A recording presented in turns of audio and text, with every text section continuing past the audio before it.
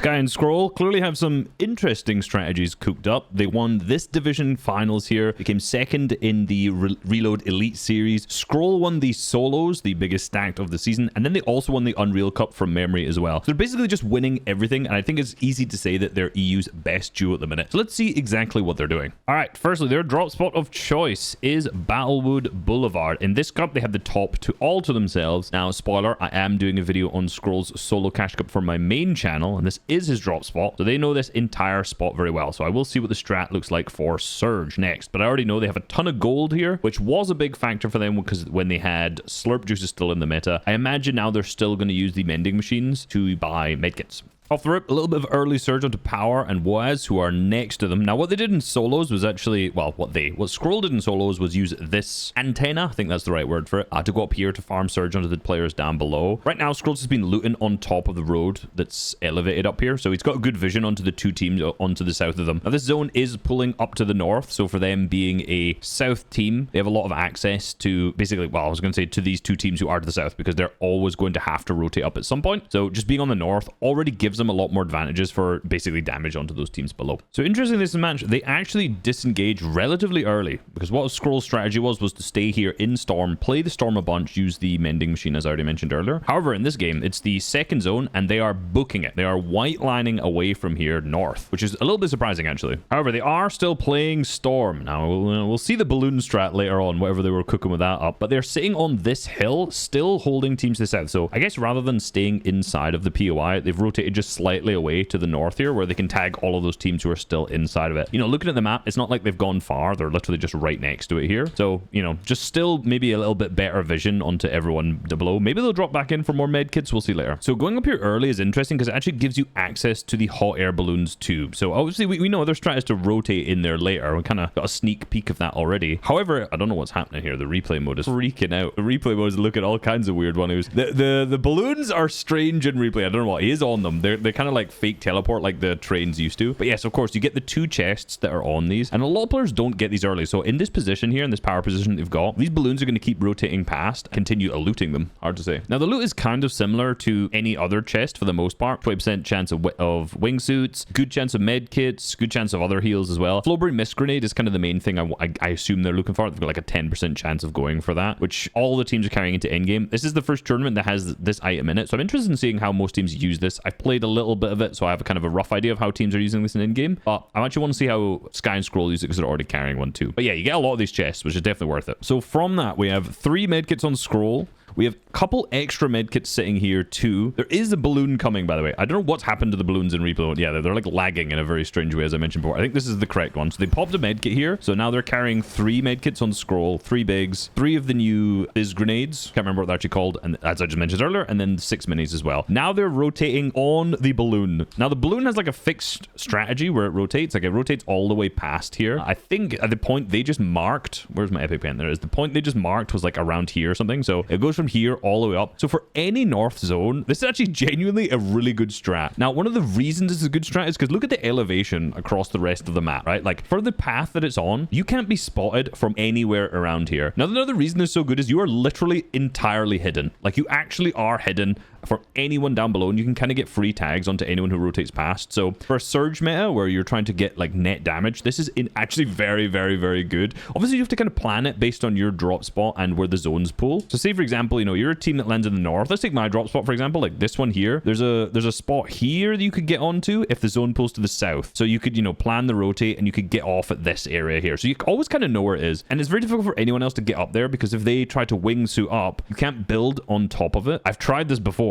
and they can just jump off if need be because there's low gravity effect, as you can see that they have right now. And they'll have first shot too. Of course, getting down, they're going to play the med kits at 13 HP, I'd imagine. Yeah, because it takes 1 or 2 seconds to pop as well. Is this balloon just staying here? Oh yeah, it's moving now. Okay, I was going to say, I wonder how much, yeah, I wonder if 3 med kits is actually enough to get them through this rotate. I guess it's just going to come out here. So yeah, they should be fine with that. Now this next zone actually might be very good for them. You see it pulls like towards them, and with the station being right here, they're actually in such a good spot, right? Might be a little risky with all the players coming through, so it might be worth to just kind of use the wingsuits wingsuits to rotate off to the left and into the dead side there, but I'll see what they actually end up choosing to do. They're marking on the map, as you can see here, and this is the mending machine I imagine they're trying to go for, because they only have one medkit, so they don't have a huge amount they can play. He's giving it to Sky, so Sky is the weakest. So only 3 medkits probably isn't enough to make your entire rotate if you want to go, you know, for the max zone. So they have to go and play more whites after this. They wingsuit then. This is also going to get them into full dead side, right? Like, there's a few teams that are up here. Shark's team, who ends up dropping in wonky land. Malibu Kavika's team, who actually lands here, and I'm not sure where these 2 guys land. And then everyone else is probably going to be on the south side down below. So they've also managed to just get themselves away from like the mass congestion in the lobby with us too. Buying more medkits as well. So Scroll has 3. Any other excess gold, which they had a lot of, I would imagine they were going to go with. No, I assume they're going to buy more ammo or something. What's Sky going to buy here? Maybe big pots? Buy something, bro. Buy something. You have so much gold. Let's see. He's taking his time, man. There we go. Big pots. Okay. So 3 big pots, 3 of the med mists, Sky with bigs and med kits as well. So they didn't take too much damage. I think it would have been like 200 damage each per person as well now. So, you know, they can play endgame. They're not going to take too much storm sickness either. I'd like to add that this position in the 4th zone is also very nice, not just because it's on the dead side, but center of any zone gives you the easiest rotates to the next zone. And the 5th zone is always going to be a partial. The likelihood of it pulling up here is fairly low. It could pull from like anywhere from this side all the way maybe to around here. So from here, like, they have a high likelihood of pulling it if it's here. If it pulls over to this east side, they don't have too far of a rotate to go. If it pulls back into congestion, that's probably the worst zone for them because there's so many people there. Plus, they have to go across this water. But it's still like a relatively easy rotate. We'll see later on though, because there's going to be a lot of teams in Storm, I would imagine. No, not too many. But yeah, most of them will end up in this line. So you can see from their spot how easy the rotate is. They have is like after this. All right, and zone pulls to the north. I actually did not think it would have pulled in that direction. They're very close. There's a hill next to them. Instinct is to use the high rotate. There's only a few teams in here, but this is good if they can get kind of boxed up next to them. A couple builds keeps them away from getting tagged by Shark and Teeny. Yeah, they got 40 damage lost. Not much. They've managed to get much more than that already early on in the off spawn. I mean, I wonder actually how much damage they have gotten, because I doubt it's really that high. But I like to focus on getting up as much as they possibly can here too. You know, all those other teams now are going to end up like way down below, like Pradaj and Gonzo are probably going to end up down here. Tayson and Walks, same thing as well. Asapodasai. The more teams that come down here, the worse it's going to get. Actually, good job from them from just going up. You can see how much like they're getting farmed. Now from the position that Sky and Scroll are at, you know, if they've taken 40 damage, dealt 40, yeah, they're not that like high above Storm Surge threshold. This is now such a good elevated spot that they can just get tags on everyone down below. Yeah, in 6th zone, pretty favorable for them as well, which is good. Instant rotate. So basically every single zone, I mean, for 4th and 5th and 5th and 6th has all been like as early as they possibly can. But they've also been in the good positions. Like if you're in a high priority position like they are, which is like close to the center of the zone, not many teams around you, as soon as you pull zone, you can go. If they were like stuck in the congestion, like all of these teams don't have the option to rotate that early because they're stuck without everyone else. But because they're in a good spot, they could just go super early. Same thing again, very, very high up. They kept up. They didn't drop down. They got free tags on everyone going down below. Everyone's going to get stuck in the congestion down there, whereas they're just in a chiller spot. This is a really nice rotate from them. So you can see they basically waited. So because the zone is now pulling far, so it's pulling up and over their head. It goes all the way over to this way. And as we know, they're kind of sitting... Where are they? I've lost them. There they are, right here on this edge. All of these players down here have already gone. So they've just sat with their pump out, sprayed them as they went. And now they've just waited. So they've waited until zone to catch up, bounced their head off. And because they're at the edge where no one is, so like they know that there's basically no one to this side of them at all. They've opened up this direction where no one's going to look. No one's going to pump. No one's going to take shots on them. Sure, now as they fly through the sky, you know, at the end of the day, they have a high likelihood of getting shot by someone anyway. It is still a wingsuit rotate, but they've minimized the chance of them taking any damage at all. And they actually didn't. Like, not a single bit of damage. Also, Sky there did not block his back, which is great. The last thing you want to do is just build a wall behind you as your teammate's trying to fly in. It'll waste mats for both of them. It'll just milk. Obviously, if your teammate's really far behind you, you might want to end up blocking your back and then reopening it for him. We have to create a space for them to actually land in as well. All right, here is some A-tier awareness from Sky and Scroll here. Look at the position they're in. You can see with all these players surrounding them. Now, Zone is going to pull this direction. So far away, they're actually kind of close to the back here. So not particularly in a good spot. What you'll notice is that Sky ends up building out 2 different boxes. Seems like a pretty big waste of materials, right? Because Zone's, you're not tarping towards or not doing anything, but they're giving themselves a box that they can use here to fly from. So you'd think that this box would be fine. They might be able to go up and out one. But if you actually notice what happens here is that Ping and Kiro box out on this side. So they would have blocked their top as they were trying to rotate here. But because they created this box to rotate from, and then they're going to do the top row edit here, if I remember correctly, if I got it right, there you go. Their top didn't get blocked like it would going from any other one, which gives them a completely free rotate. Oh, they land in the storm here and create a bunch of space as well, because again, they have the medkits, right? So they can play some whites like that, which allows them to get completely to the front side. Sky, before popping the medkit, claims even more space, because, I mean, if he used it beforehand, you're only going to get to use it one one storm clean per medkit. So that's pretty good. All right, so I want to just watch through this whole endgame from Sky's POV, probably for the most part, and then we'll go to Scroll's POV afterwards. Because Sky is usually the one tarping. He's the kind of the leader, the IGL. I want to see all the decisions that he ends up making, where he takes his team, the positions that they put each other in. Like, you look at the elims, Scroll's fragging. He usually is the one who frags that most. Spoiler, they only get 2 or 3 elims this match, so there's not a huge amount of them. But I want to see the decisions from Sky instead as the leader. So firstly, the zone pulls back, and I like that Scroll can take over, right? He's tarped. He's managed to get them to the front side. And again, one of the things I've seen a lot from Sky and Scroll, no matter what the game mode is. I was watching a good few of their reload matches, is that they're always kind of staying to the front side, right? So it's kind of like an OG. I don't see as many teams do this, to be honest. Like, you use so many mats, like, right? Sky's down to 34, Scroll's at 30 now. So if you, the thing with staying to the front side is that you don't ever really get the opportunity to stagger. So for example, they don't get to use the wingsuits on a rotate at all. They just have to like fully tarp everything, which wastes so much. So now they're getting jumped in on. They've kind of ended up being backside, thrown one of the med miss grenades down. They're completely split at this point. So they're just trying to make their way up. But of course, because it pulls up the Sky, the med miss grenade gives them the low gravity effect. Unfortunately, I didn't get to exactly see how they would plan to use this if they were together. Individually, obviously, they're good enough to get themselves into a good spot. Now, basically, no materials left for both of them as well. This is the last game for reference as well. I see Limonta walks up below, gets 30 builds out of that all wood. Okay. Focus on the synergy between the two. They got split. They managed to get back together. Obviously, they're talented enough individually. 7 and 5 builds left. Because this is pulled over the hill, like a lot of them... Ooh, very nice.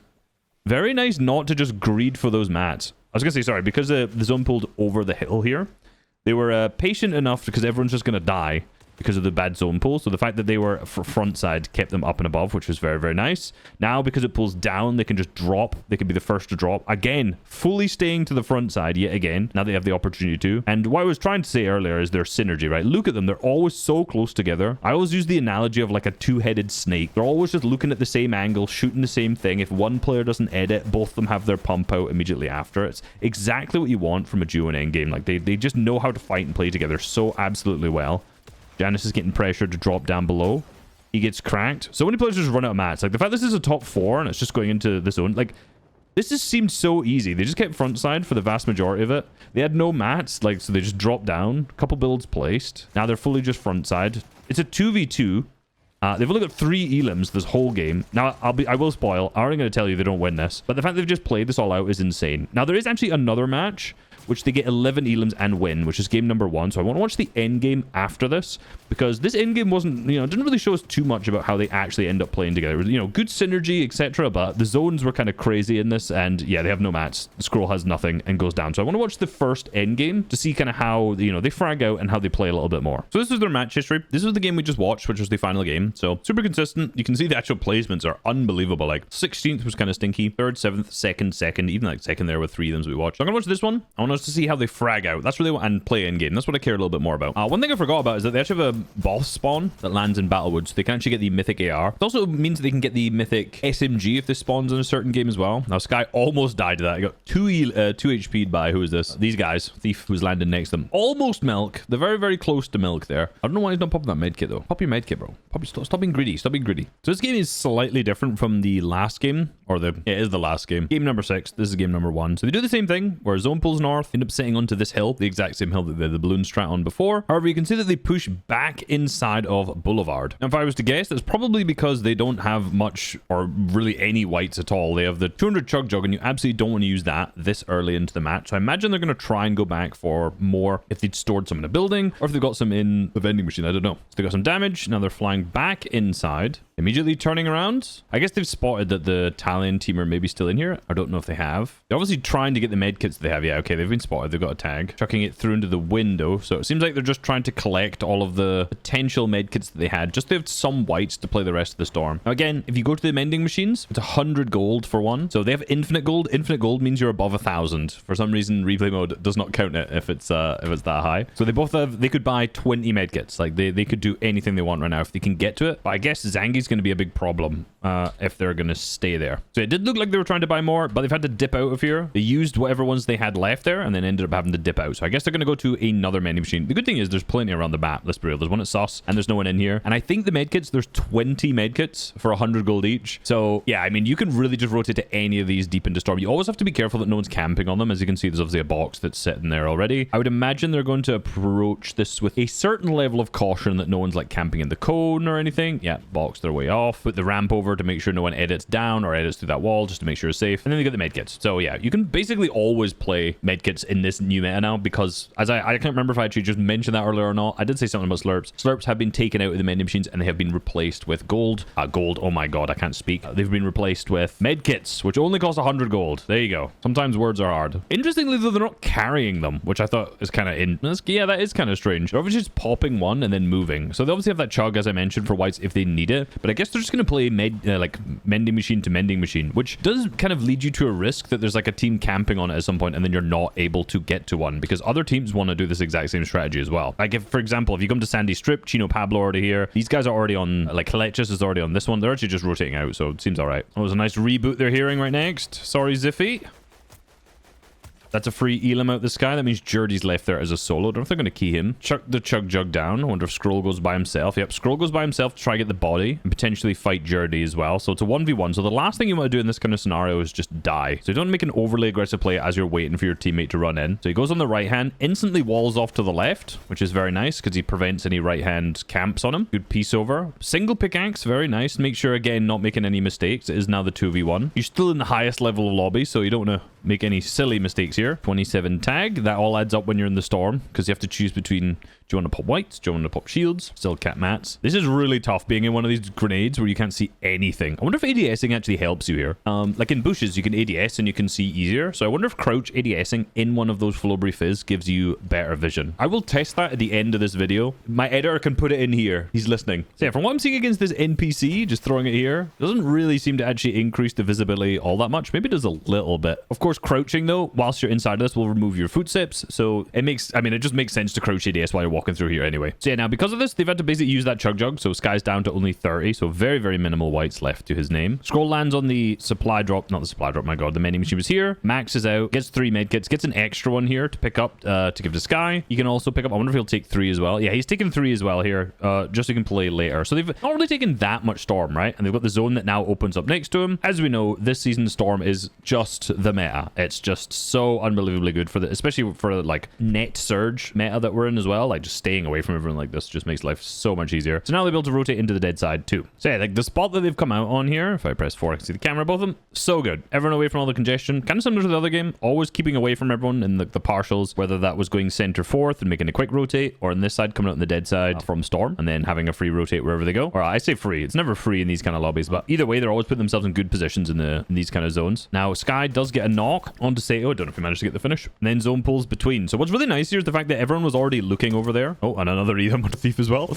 Everyone was already looking over that direction, so they could just instantly run. Again, this was a very, very fast rotate for them, right? They basically saw the zone. Because they were in a good position, they went instantly. They didn't spend any time doing it. And now they've wasted a bunch of mats, sure, but they've managed to refresh some. And that's... Oh, no. Scrolls actually managed to pretty much get back every single one, because there's Sato's body there and then Thief's body as well. So in that, I like how, you know, it was quite a distance they had to rotate through, but they just committed all their mats at the time. It's like, rather than just wasting the opportunity for one of them to get beamed, because if one of them gets beamed, they just go straight down. Like, they're going to get lobby focused because everyone's already in the congested side. But they just spent some mats, got in, now they're chilling. And again, they had the refreshes too, so they had all these extra materials anyway, so, you know, it made it easier. All right, zone pulls to them, and because earlier they had all those extra mats, they've elevated up already, so they've just now gone for the opportunity to claim hype. So I said earlier how Sky and Scroll are a very low ground dominant team, but if you know anything about successful teams in the big 2026, you can't just be a low ground team, you can't just be a high ground team, you can't just be a mid ground team. You have to be a team who's able to play any layer at any time. So Sky and Scroll already looking to play height. The complete opposite. I was actually hoping they weren't going to play height, because I wanted to see like a mid game or a low ground game from them. But looks like it's going to be a height match. Kind of classic split we've seen already. One at the back, Sky at the front. That's it. Same thing as we just saw before there. He actually just tanked a bunch of Storm. You can see like 5 Storm ticks there, just to connect to this old kind of surge base that was up here too. So they've double connected at front and the back, just using a little bit of extra white. So that's, you know, 2 games in a row that we've seen in first moving. Sky using the medkits to get himself into a good position to claim front side. Zone keeps pulling Max. They're obviously looking at Swizzy's team here, who was second height in full metal. Obviously, they're the team who's probably going to come up for height. They're healthy. They've already got like a ton of hards left. Anyone who's getting close to them, they're trying to pressure off. Scroll with the better assault rifle, given he's not the player tarping, makes a lot of sense as well. Looking to the Jews team, who's at the opposite side here. Also, another team who could potentially take height. You know, they've got a full metal tarp. They could look up, start to spray you out. Oh, blessed zone pullback for them too. Come in the 10th zone. One thing's really interesting here is Scroll makes a little bit of a mistake where he over peaks. I'm not quite too sure who looks up and beams him, because there's a bit of server lag. It might be Sky Jump and Ju, I'm not sure. So he goes down to 40 HP, starts to pop the heals, and immediately Sky grows up. And he chucks one of those thingy grenades as well, the new ones. I already can't remember the name of it. That allows both of them to keep height way easier, right? You can see Scroll has the zero grav, so you can just jump up now. Yeah, it's Sky Jump's team. So he's easily able to keep height just because of that zero gravity effect, but also, you know, heals him at the same time. Then he pops another one front side, which allows Scroll to heal up with the medkits at the same time as healing up with the shield. So he's not wasting time like popping a big pot instead. Now, obviously, playing height is always good.